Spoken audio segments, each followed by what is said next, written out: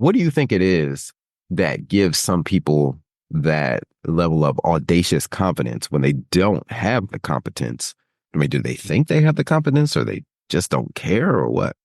Welcome to the Kingspiration podcast. This is the place where you'll learn how to get unstuck and gain momentum in your life and business. Each week, we tackle the real aspects of entrepreneurship, personal development, relationships, and fitness. I'm your co-host, Ethan King from Atlanta, Georgia, USA, entrepreneur, TEDx speaker, and best-selling author of Wealth Beyond Money. And I'm your co-host, Justin King, no relation to Ethan, from Cape Town, South Africa. Entrepreneur, speaker, and business growth strategist. Our journey crosses continents and cultures, sharing wisdom and experiences to propel you forward. Welcome to Kingspiration. Let's start the conversation. For those of you that are listening to this, you won't be able to see, but I'm holding up a copy of Think Again by Adam Grant, and it's a book I'm busy reading at the moment. And it has had me hooked since the very first, when I say part, the first page, where he really grips his readers with a wonderful story about smoke jumpers and the learnings and the need to be able to rethink a situation. So loving the read. But Ethan, what has stuck out to me in the last couple of days and what I'd love us to chat about today is the idea of confidence versus competence. And it's something that I've actually referenced quite a bit recently in a lot of facilitations that I've been doing. And I always say the way to close the gap between confidence and competence is through preparation. And that can be preparation for anything. But in particular, what Adam Grant has done, he has outlined what he feels is the confidence sweet spot. And he's created a 4-quadrant model or framework where he has belief in yourself and belief in your tools on the two axes. And so I'm going to run through this really quickly, and then I would love us to chat about it. But he speaks about the sweet spot being confident humility. And confident humility is when you have belief in yourself, but you are uncertain when it comes to belief in your tools. So belief in yourself, so you've got that self-confidence, but you're uncertain around the tools. And your tools could be hypothesis that you have. Your tools could be the opinion that you have around something. The tools can be anything. And he speaks about that being the sweet spot, because obviously you need to have confidence in yourself. So you need to have that, you need to be secure in your belief in yourself. But it's a strength to be uncertain of your tools, because that means that you are never then complacent, that you are always willing to learn more. You don't show up as the individual who believes that they know everything, and then you switch off to this ability to learn. So that's when he speaks about being secure in your belief in yourself and uncertain about the belief in your tools. The other areas that he speaks about, when you're secure in yourself, you're secure in your belief in yourself, and you're certain about the belief in your tools, he calls that blind arrogance. So if you are secure in yourself and you're absolutely certain about your hypothesis, absolutely certain about your opinion, that's just blind arrogance, because you're not opening yourself up to being able to hear a different opinion, learn something new, change your thought process around an idea that you have. Strong opinions loosely held. So that is blind arrogance. He then speaks about if you are insecure in your belief in yourself, but certain about the belief in your tools, he calls that obsessive inferiority. So you've got confidence in your tools, you've got confidence in what you're putting out there, but you're insecure in yourself, so you're always shying away.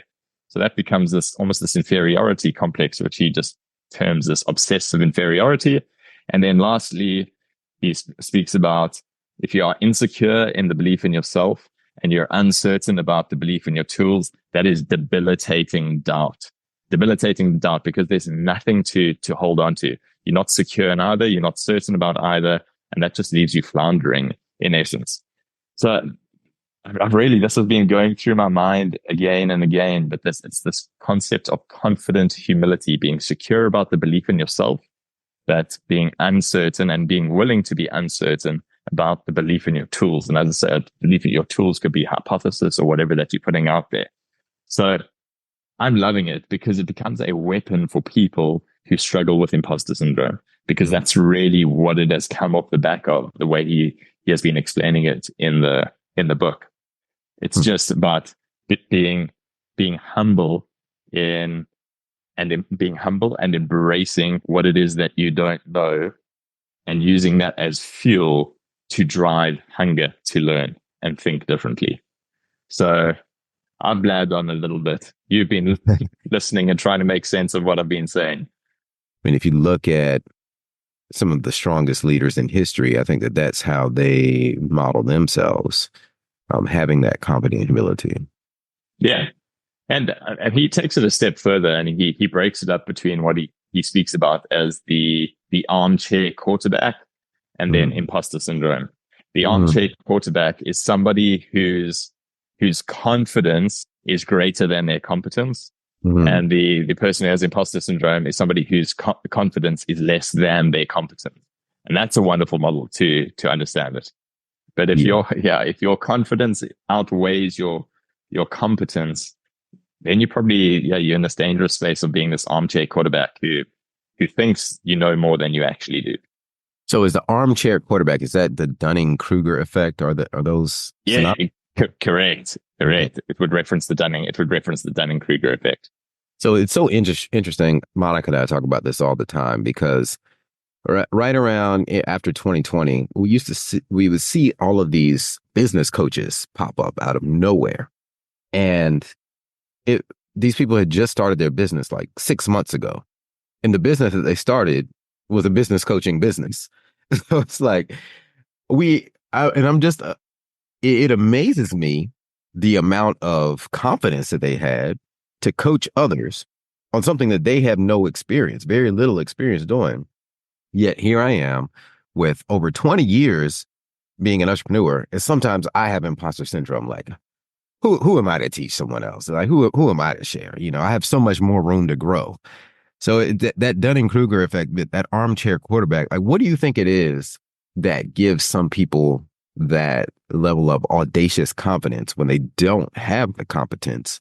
I mean, do they think they have the competence, or they just don't care, or what? I'm going to let my brain work that over while I reference a great quote that I heard and I don't know if it is from Issa Talgum in a talk that he did in his TED talk around leadership. He's you would have seen it, the conductor. He speaks about leadership and he shows other conductors. And he said, an ignorant can teach another ignorant that which he does not know. And that was the first thing that came to my mind now, is somebody who's relatively ignorant around the subject, but confident and can speak with conviction, will teach somebody else who's relatively ignorant as well, who doesn't necessarily know a lot about that same subject. They can teach that person something that they do not themselves know. They have been in business for 6 months. They are a business coach, and they are teaching lessons that they themselves do not know yet. So that's the first thing that comes to mind. I think it comes down to you cross a threshold. So you don't have enough experience that you don't have any confidence at that point. You then get to the point where you have got a small amount of experience. And it's kind of like a self-inflicted halo effect, where you're thinking the halo effect being if you have deep knowledge around one topic, generally people around you will feel that they would ask your opinion on topics that are outside of that as well. And that's the halo effect, this idea that your smarts can cover all of these areas. And that's where my mind is going to at the moment. I think that you start off, you haven't necessarily got a lot of confidence. You've got some belief in yourself and you feel that you can do this. You pick up a little bit of knowledge, and that suddenly becomes a self-imposed halo effect that takes your amount of knowledge and the ability that you actually have and passes it way too far, that then causes your confidence to actually exceed your competence. So I don't know if it's not caring, but I think sometimes we just get caught up in this idea that because I've learned a little, I've actually learned a lot, rather than I've learned a little, there is a lot that I still need to learn. So does that make sense what I'm saying? Yeah. And I wonder, let me see if I can share. I found that image. I was searching for it while you were talking about it. So I'll share for the purposes of the video. There we go. Those who follow us on YouTube. Here's the graph showing that sweet spot of confident humility between the Dunning-Kruger effect, which is being an armchair quarterback and talking about things you don't really know about. And the other opposite of that is imposter syndrome, where you do have the competence, but you don't feel comfortable talking about it, I guess. So yeah, that sweet spot is right in between. And, I think, it's a spectrum, right? This is all a graph. And when I think back to someone who I follow, Russell Brunson, who he's kind of controversial on what he teaches, but I kind of blame him a little bit. People like him, Tim Ferriss, and I have a lot of respect for both of them. But when they preach that in order to be an expert, quote unquote expert, you really only need to be a few steps ahead of someone else to be considered an expert, because you're an expert relative to them, right? So if I decide today to go and take badminton lessons and I take them for a month and you've never played badminton, Justin, then I'm an expert in badminton to you. But with only 1 month of badminton training, I really suck compared to all the other badminton players in the world, probably. To you and to probably a lot of the population, I'm an expert. So then I can go and become a badminton coach. I can have a badminton course and position myself as an expert. So now where does that fall? Is that armchair quarterback? Is that Dunning-Kruger effect? Or is that confident humility? Where do you think that falls on the spectrum, that scenario? I suppose it depends where you're positioning yourself. So on a scale of 0 being an absolute badminton novice to 10 being a professional, if you're positioning yourself as a 3 or a 2, and I suppose you are offering your services to people who are a 0 or a 1, then you're quite entitled to do that. I think if you were positioning yourself, if you were sitting at a 3 and you are positioning yourself to service or provide a service to badminton players who are sitting at a 6 or a 7, I think you then jumped over the threshold. I think you've then gone into armchair quarterback. You've gone into where your competence is actually greater than, well, your confidence is greater than your competence at that point in time. Whereas if you realize your level of competence and you're able to with that realize and understand who it is that you need to service or will be able to provide the best service to, I think we're going down a bit of a rabbit hole here.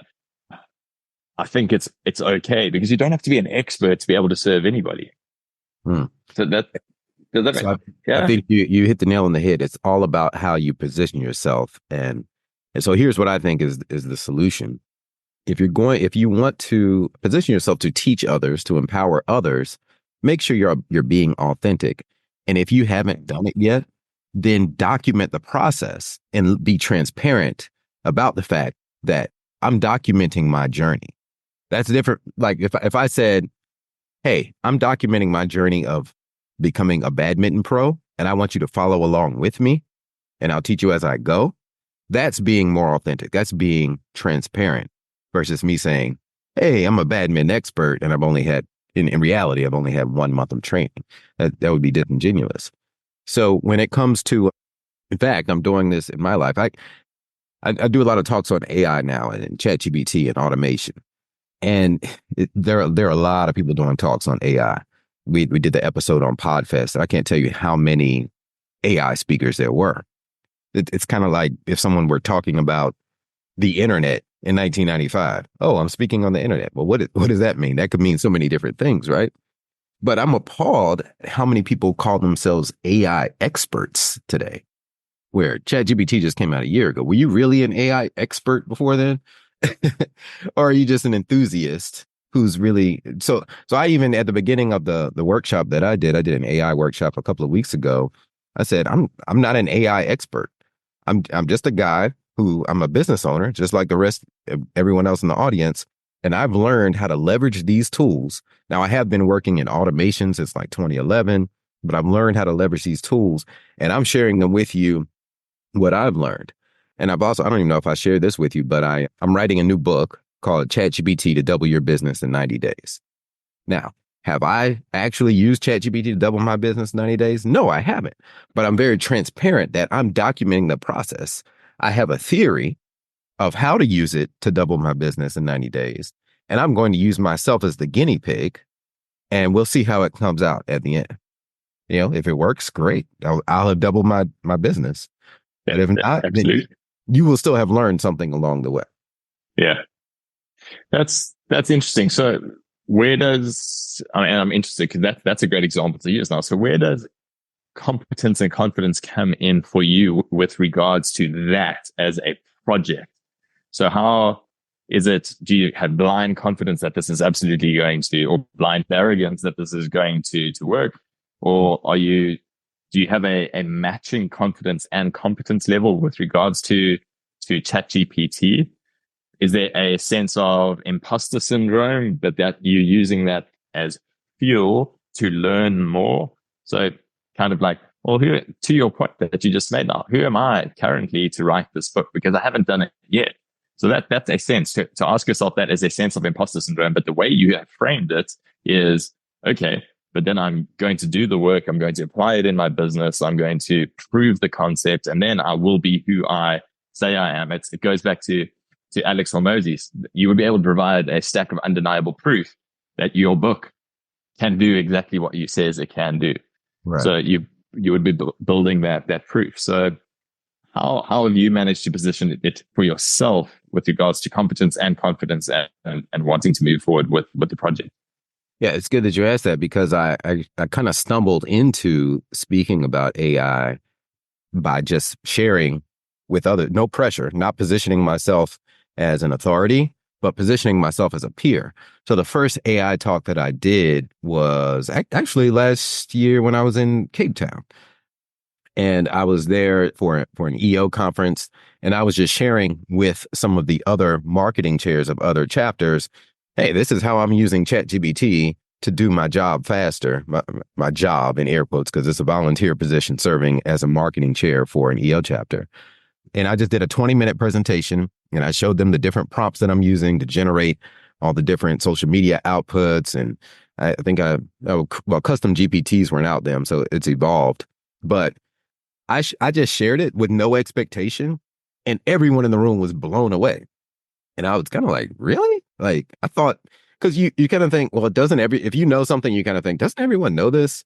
But everyone in the room was like, that's my biggest takeaway from this whole conference was your 20-minute presentation out of this whole 3-day conference. And I was like, my mind was blown. So I just I got a lot of requests to share that message more and more and more, as we've learned, stages book stages, right? So I figured, well, I'm onto something. So let me keep teaching this, keep enhancing it, because I'm authentically using it for myself. So I use it for EO chapters. I use it for my own business. Let me teach other business owners how I'm doing it, and just be transparent with them. And everyone has been blown away by the content. So that just shows you, I mean, it is relative. Expertise is relative. But there are some things that you probably shine in that you don't even realize that in comparison to the rest of the population, you're probably like in the top 1%. Yeah. So this is interesting, because I think for me, so where you step onto the wrong side of this line is when there is you stop wanting to learn more, you stop wanting to understand more, you stop wanting to get better, because for me, that would be that moment that your confidence has overtaken your competence, because right. It then becomes, it holds you back from becoming any better, and you then just stagnate, and you start not offering any value. And that's why we always said, like, a small amount of imposter syndrome. So you do actually want a bit of a gap between that competence and that confidence, because you want it to fuel you to understand more, to become better, to earn your spot at the table. I often describe imposter syndrome as that feeling that I'm sitting at a table with people and I don't deserve my seat here. And then when you have that feeling, it's, okay, what work can I do? What can I read? What can I research that's going to get me feeling like I really, really do? And as long as it doesn't become debilitating, I think it's a really useful thing to have. But as soon as you don't have that anymore, that's when the complacency would set in, and it doesn't serve you any longer. Right. And so you have to keep, especially within a field like AI that's changing every day, Yeah. changing every week, you have to stay on top of it. But it needs to be something that you're passionate about to keep learning. I mean, I'm always, podcasts, books, every single day, I'm learning something new, trying out new things. And because every time I do this talk, it's different because of the nature of how rapidly things are changing with AI. But to your point, you do have to have a little bit of that because there's always somebody who's more of an expert than you are, right? So you have to have that humility. If I can't go into a room acting like I am the end all be all definitive voice on AI. I'm not even a programmer. Like, obviously, the people who created ChatGPT are way smarter than me. There's thousands, millions of people smarter than me in AI. But that's also my advantage because I'm able to teach it in a way that everyone understands. Like when I do these AI workshops, there are people in the room who literally just opened their ChatGPT account that morning. And there are people in the room who are very advanced with it and they custom GPTs and everything. But I'm able to teach in a way, and this is from the feedback I've gotten, I'm able to teach in a way that appeals to all of them, where it's not too fast, it's not too slow. Everyone walks away with something. So I think that's the beauty of not being an expert. If I were too much of a programming AI expert, I'd be above people's heads, right? Yeah. I really like that. And for everybody listening, I think the beauty here is that it's to realize that, let's say, the majority of people that you meet have some sense of imposter syndrome. So you're not alone in having it. You've got to make sure that you don't allow it to become debilitating. But if you can just shift your lens with which you look at it to say, okay, this isn't necessarily holding me back. I can use it to fuel myself to want to grow, to want to become better, to stay sharp. If I'm sitting on the other side of the fence where I don't feel it at all, I've slipped into arrogance and I've slipped into complacency. And that's actually when you should be worried. I think we sit here being so worried about this feeling of, oh, am I at that level that's the pro in AI and the pro in ChatGPT? Well, maybe you don't need to be, because the people that you're serving are going to get so much value from where you currently are. And as you keep improving, they will be following you and you'll be pulling them along. Whereas if you're sitting at this arrogance level, this complacency level, you stop learning, meaning that people that want to engage with you and are engaging with you are also stopping learning, stopping getting any better as well. So it really is, how do you turn that into fuel, and how do you sense check yourself to see where it is that you are sitting with respect to being overconfident or just confident enough? Yeah, well, I think the key is, and to bring this to a wrap and give our listeners some takeaway value, some action steps here, is to be authentic and to look at what do people come to you with questions about? Like, what are people always asking you about? Because a lot of times we don't realize the hidden expertise we have. And when you find that gem of what people are asking you about, but you kind of take it for granted, and you're like, well, doesn't everyone know this? Well, no, everyone doesn't know it. So that'll give you that humility in teaching it. But then you also see that you do have a level of expertise that others respect you for. And I think kind of where you find that sweet spot in the Venn diagram there, that's where you can teach from a point of confident humility, and you're not being an armchair quarterback, and you're also not having unhealthy imposter syndrome. Amazing. I think that's a great place to wrap it up. Ethan, appreciate your insights. Till next time. Thanks, dude. That's a wrap for today's episode of Kingspiration. We hope this conversation sparked insights to ignite action in your life and business.